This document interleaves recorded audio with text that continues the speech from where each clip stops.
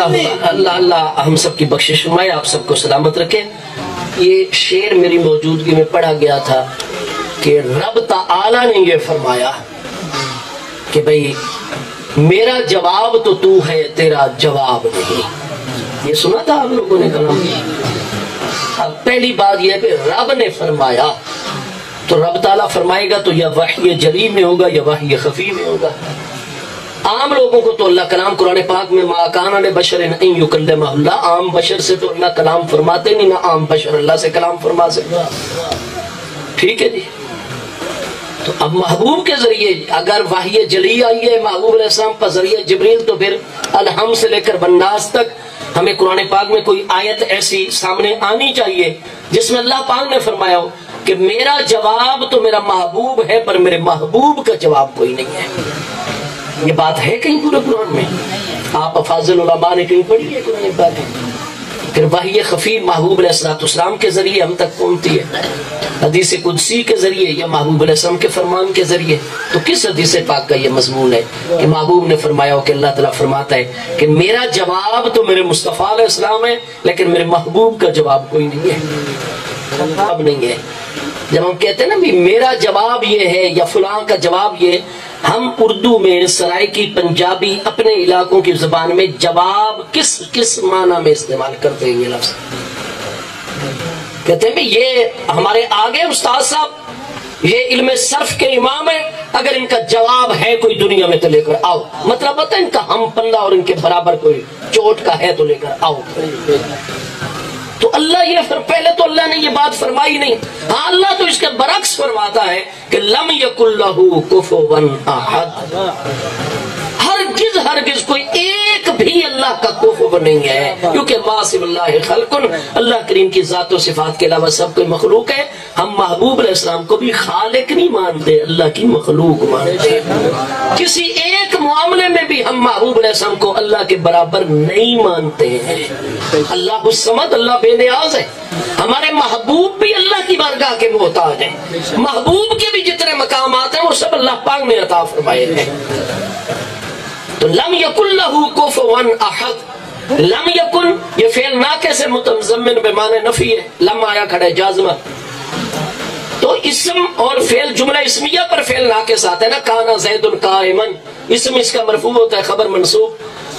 تو یہاں احد اس لیے مرفوع ہے چونکہ لم یکن فعل ناقص کا اسم ہے، کفوا پر دو زبر نصب کی علامت اس لیے کیونکہ وہ خبر ہے، لیکن آپ دیکھ رہے ہیں کہ جملہ اسمیہ میں مبتدا پہلے ہوتے خبر بعد میں، لیکن یہاں احد جو اسم ہے لم یکن کا وہ بعد میں چلا گیا، کفوا خبر مقدم ہو گئی ہے۔ ہونا تو یوں چاہیے تھا نحوی اعتبار سے لم یکن احد کفوا لہ، لیکن کفوا پہلے مقدم کو مؤخر کسر اور حسر کا فائدہ اللہ پاک فرماتے ہیں کائنات خلق کے حوالے سے کبھی سوچنا بھی تھا، کبھی سوچنا بھی نہ کہ میری مخلوقات میں سے کوئی ایک ہستی بھی میرے کفو ہم پلہ برابر ہو سکے، نہیں، سب میری مخلوق ہے، اللہ کی برابری کوئی نہیں کر سکتا۔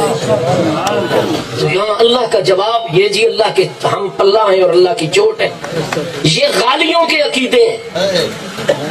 ہم اہل سنت تو معتدل ہیں الحمدللہ، حق کی حق کے اوپر گامزن رہنے والے، ہم ہر غلو سے پاک ہیں، اللہ پاک کا کوئی جواب نہیں ہے، اللہ کی برابری کوئی نہیں کر سکتا۔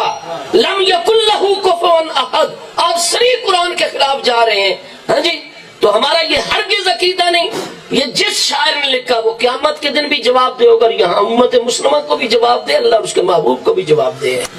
اور پھر آپ غور و فکر کیے بغیر ایسے ایسے کلام پڑھنے لگ جاتے ہیں، اور ادھر آگے ہماری سنی عوام کو قصور آپ لوگوں کا نہیں ہے، قصور ہمارے انفاضلین کا ہے، منتظمین کا ہے۔ یہ آپ کو 4 گھنٹے کا پروگرام ہونا جی، 3.5 گھنٹے نعتیں سناتے ہیں اور آدھا گھنٹہ بھی بامشکل، پھر وہ بیان سمجھ ہی نہیں آتا ہمارے سنیوں کو۔ دیوبندی اپنے عالم کی بات کو پورا سمجھتے ہیں، شیعہ پورا سمجھتے ہیں، وہابی پورا نہیں سمجھ آتی تو سنی کو سمجھ نہیں آتی۔ اب ظاہر ہے میں بھی اتنا تھکا ہوا تھا، وہ تو ذکر محبوب میں برکت ایسی ہے کہ بندہ، ورنہ آپ لوگ بھی تھک گئے، بیان کرنے والا بھی تھکا، اس کو آؤ جی ہوں استاد جی نوں لے آؤ، جاگتے جاگتے ہمارے نعت، چلو بیٹھے بھائی نعت شریف ایک ہونی چاہیے، لیکن عالم نے بھی تو کتاب و سنت کی روشنی میں محبوب کوئی ہمارے عقیدے ٹھیک ہو، کوئی عمل کی اصلاح ہو، کوئی ہم آگے بڑھ سکے، کوئی ہمیں اچھائی برائی کا پتہ چل جائے تمیز، تو ذرا یہ مختصر پروگرام کیا کریں۔ اس میں یہ نہیں کہ مجھے بلایا کریں، مطلب کسی بھی عالم دین کو بلائیں، لیکن ٹائم پر ایک نعت شریف پڑھائیں۔ بیان اگر زیادہ آپ کے پاس وقت اور عوام کی ڈیمانڈ ہوتی ہے، نہیں جی ہم ذرا 2-4 گھنٹے، سارا سال ہم نے دنیا کا کام کیا، محبوب کا ذکر ہم 5 گھنٹے کریں گے، آپ 3 بیانات گھنٹے کے رکھوا لیں، کیونکہ اس سے علم آگے جائے گا، لوگوں کی تعلیم ہوگی، تربیت ہوگی۔ نعت شریف ایک بھی کافی ہے۔ محبوب زیادہ نعتیں پڑھتے تھے مسجد نبی شریف میں یا خطبہ ارشاد؟ خلفائے راشدین نعتیں اور اشعار زیادہ سنتے تھے یا خطبہ زیادہ ارشاد؟ تو ہمیں انہی بارگاہوں کی پیروی کا حکم ہے نا، دین کا جو معاملہ ہے۔ تو قوالوں سے ہماری جان چھوٹی نہیں تھی، ہم نے ایک اور چیز اپنے اور اب یہ نگاپت والی پھر میرے بھائی زیادہ ناراض ہو جاتے، اور میں اتنی ناراضگی کا متحمل نہیں ہو سکتا۔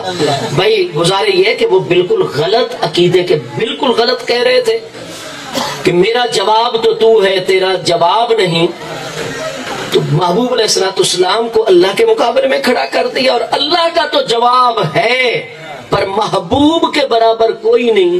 بھائی عالم خلق میں محبوب کا کوئی جواب نہیں، مخلوقات میں سے کوئی نہیں، لیکن یہ تکابر اور یہ بالکل محبوب کو اللہ کے برابر لا کھڑا کرنا، یہ ہمارا عقیدہ نہیں ہے، یہ انتہائی غلو ہے، اور ایسا کلام پڑھنا بھی حرام ہے، گناہ کبیرہ ہے، سننا بھی حرام۔ اور جنہوں نے واہ واہ کیا تھا اور پیسے پھینکے تھے، وہ صدق دل سے توبہ کر لے اور آئندہ ذرا خیال کیا جائے۔